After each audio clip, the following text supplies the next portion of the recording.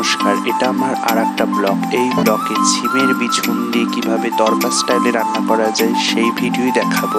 প্রথমে ঝিমের বিছুনটাকে সিদ্ধ করে নেওয়া হয়েছে। এরপরে আমরা আলু কুচি করে নিয়েছি। আলু কুচি করে নেওয়ার পর পেঁয়াজ নিয়েছি।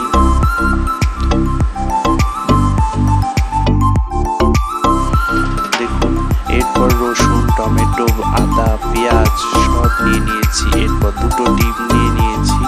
ওই মশলাগুলোকে আমরা বেটে নিয়েছি। এরপর কড়াই গরম করে তেল গরম করে কড়াইতে পেঁয়াজগুলো ভেজে নেব, দিয়ে কিছুক্ষণ লাল লাল হতে দেব। পেঁয়াজ ভাজার পর এরপর আলুগুলো দিয়ে দেব। আলুগুলো ভাজার পর করে ভেজে নেব, কুচি করে নেব। বেশ 4-5টা লঙ্কা কুচি করে নিয়েছি, দিয়ে ওগুলো গরম তেলের মধ্যে দিয়ে ভেজে ভাজা হয়ে যাওয়ার পর মশলাগুলো ঢেলে নিয়েছি। ওই আদা, রসুন, কিছু পেঁয়াজ, টমেটো ছেড়ে যাওয়ার করে নিয়েছি, যাতে ক্রিমি টেক্সচারটা। তড়কা মশলা দিয়ে কষাতে ছেড়ে যাবে, ভাজা হয়ে যাবে।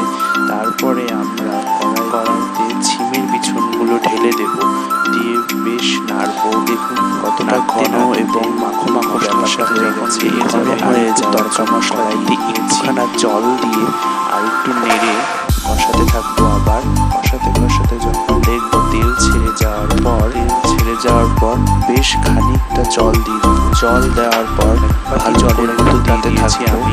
দেখুন ফোটাতে কতটা ঘন হয়ে গেছে। এরপরে আমরা ডিম ভাজাগুলো দিয়ে দেবো। ডিম ভাজাগুলো দিয়ে দিয়েছি। ডিম ভাজার পর নাড়তে থাকবো।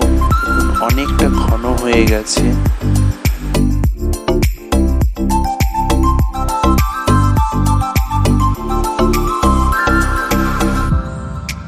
আমাদের এটা হয়ে গেছে।